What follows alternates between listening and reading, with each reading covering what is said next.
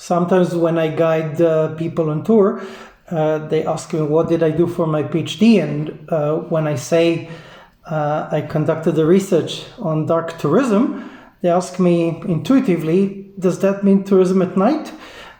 So no, the answer is that's not exactly what is meant by that. Not at all, actually.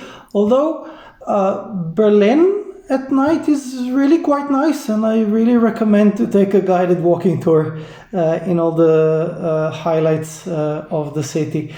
But no, that's not what dark tourism is about.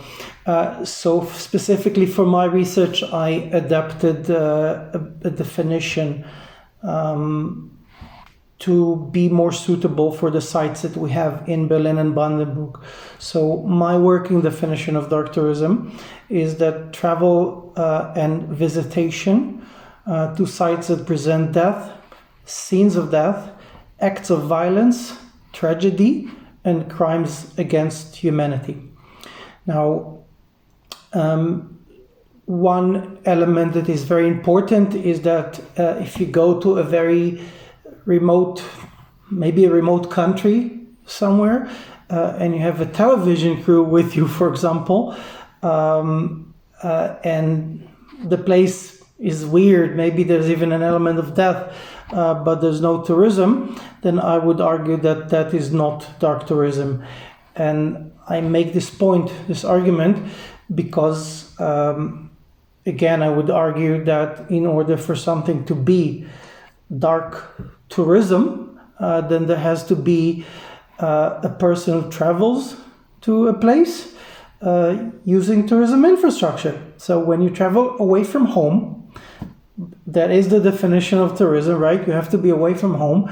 You would often use a train or you would fly. You probably stay in a hotel or in a holiday apartment because you're not from this destination. And you eat in a restaurant, or maybe you shop in a local supermarket.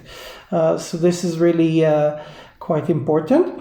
Another very important point to make here is that you probably are not going to do just dark tourism. So it is very likely that if you visit Berlin for the first time, then you will probably go and visit the memorial to the murdered Jews of Europe.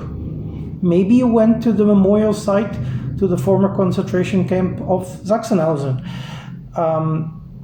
But at the same time, it is likely that when you come back to Berlin or in the evening, you eat in a nice restaurant, maybe you go clubbing because you really like techno music, right?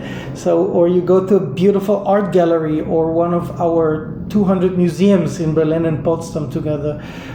So you're not just doing this kind of activity, which is by definition not a very happy one, right? So that's just really what I wanted to tell you first about the topic and the definition.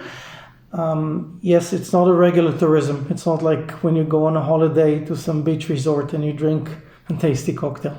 But it is certainly interesting. So I hope you found this video interesting. And yeah, if you did, then in the next video or videos, I will tell you more about the different types of dark tourism and why do people actually visit those places. Thank you for watching. See you in Berlin.